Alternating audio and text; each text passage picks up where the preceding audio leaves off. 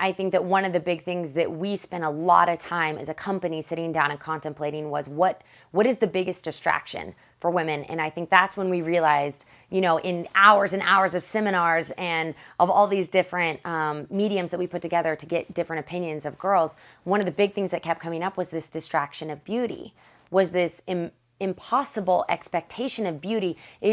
We were in a race that we're never going to win. And all of a sudden it was like someone took blinders off and said, okay, if you didn't have to worry all the time, every day, about being a size 0, about, the way you looked, the way you walked, the way you talked, everything society says is beautiful about you, what would you have time to do? And I remember all the girls were like, are you kidding?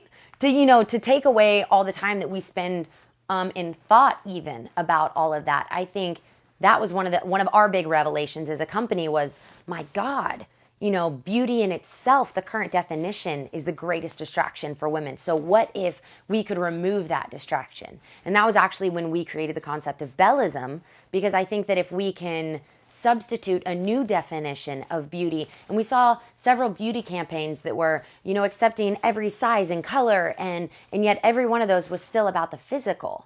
And so for us, I think that's what's really unique is that we're shifting away from the physical and saying, again, the physical is one slice of the pie that's beautiful. But if we put an emphasis on girls educating themselves, of girls pursuing their passion, of them creatively cooperating with one another, and of contributing to this world, if we put an emphasis and said, that's the new cool, that's the new trendy, I can't even fathom what kind of leaps and bounds this generation could do, especially in regard to what's going on with the world. I can absolutely foresee incredible, positive, and significant changes in this world. And so I think that's one of the biggest things I Am That Girl has done is we are a company for us, by us. We are our generation. And that's what's kind of nice is that not only are we speaking to it, but more importantly, we're providing a microphone for them to be heard, which I think is very important to this generation, is that they feel they're being heard.